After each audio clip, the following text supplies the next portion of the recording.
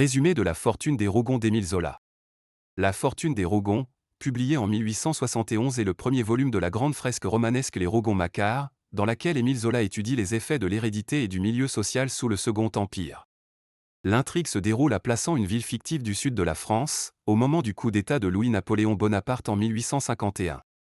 Le roman pose les bases de la dynastie Rougon-Macquart issue d'Adélaïde Fouque, dite tante d'une femme de tempérament instable.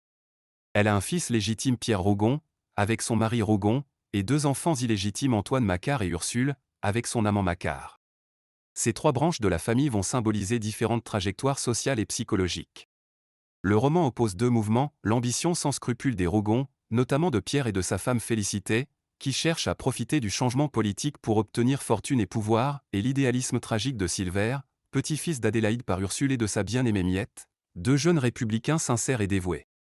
Alors que les Macquart sombrent dans la misère, la violence ou l'alcoolisme, les Rougon complotent pour se faire passer pour les défenseurs de l'ordre contre une insurrection républicaine qu'ils exagèrent.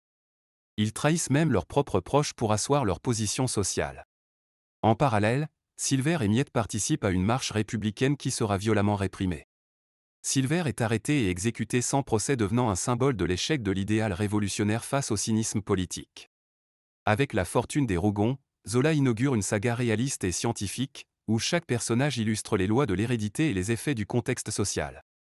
Ce premier roman mêle politique, famille, psychologie et ambition pour dévoiler les ressorts de la société impériale.